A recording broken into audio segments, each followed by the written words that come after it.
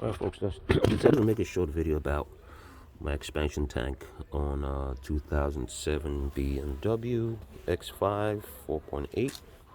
Now obviously this might be a little bit different compared to the 3 liter, and decided to make a video on if somebody needs help changing this out. But basically I was having a thermostat leak which I changed out before. I believe I have a video out for that, but the thermostat is basically pretty simple to change. That is down here. That's it right here. The new shiny part. It's basically a connector comes off. There's 3 bolts that hold it. Slides right out. It's connected to this hose, and it's pretty easy to get to. But I was still getting a leak, and I noticed that it was coming from an expansion tank. Actually, I had a maybe about 2 weeks ago, I heard this pop, and there was antifreeze all over the place, and apparently the cap of my expansion tank was actually leaking. They do go back from time to time, so I knew the thermostat was going anyway, so I changed that, and I was still getting a leak on the ground after starting to cut from time to time. So I decided to figure out to see what's up. So today, it's still cold up here up north, and I decided to make a quick video on replacing my expansion tank, which I actually just ordered. I have to pick it up in a couple of hours. But basically I took it out. Actually, it's pretty easy to get to as well. That is my power steering canister. Expansion tank sits over here. It's got 2 bolts that hold it here and there. Took it out. It's got one connector on the bottom that connects to it, and there's a hose on the bottom. I actually made a mistake. Long story, I made a mistake of cutting this hose because I saw antifreeze on the bottom of the expansion tank, and I thought it was the hose that was leaking. It actually snaps in. Let's see, it's got this kind of connector.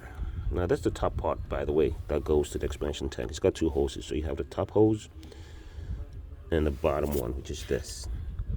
So the bottom actually has a connector just like this, right? And I'm going to show you what it looks like on the bottom. But I thought it was leaking, so I did cut that off. It's got a like sort of a hard plastic in here.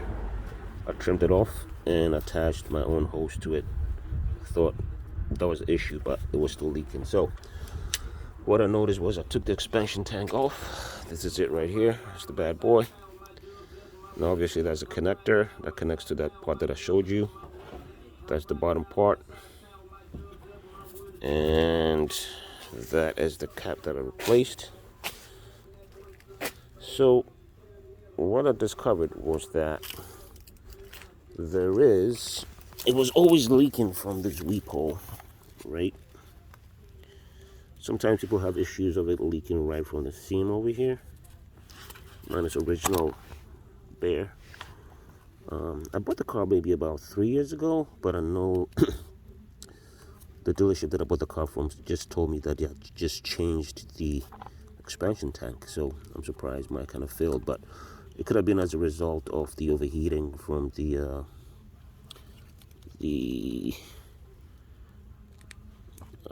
thermostat that I changed, by the way.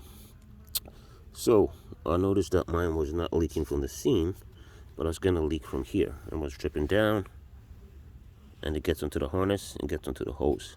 So that's where I thought of, either cutting off the hose. But apparently, when I took this off today, I noticed that, I don't know if you can see it, or camera could pick it up. See that crack that's in there at the weep hole? There you go. So basically what was happening was that as the tank heated up and expanded, I was getting antifreeze leak from there and dripping little by little. So in case you have an issue and trying to figure out where yours might be leaking, again, it could be the cap, it could be the seam, but my seam was good. I replaced the cap, That's what mine looks like. And I decided to make a quick video about this, so hopefully this helps somebody out. Part number is there, but I'm getting a Marley one from another dealership, so maybe that helps. Alright, so installation is pretty much reverse. It's just a matter of, I got antifreeze in here, so I don't want to flip it up down. But basically the hose, the bottom part connects onto the top part here. Plug the harness in, put your 2 bolts, and you'll be all set. I decided not to replace the bottom hose yet. That's, I mean, it doesn't seem to leak. I mean, that's a $67 hose. I don't think I need to replace it now, but if it leaks, that's another issue, but I think it'll be good. All right, guys, so hopefully this helps somebody out.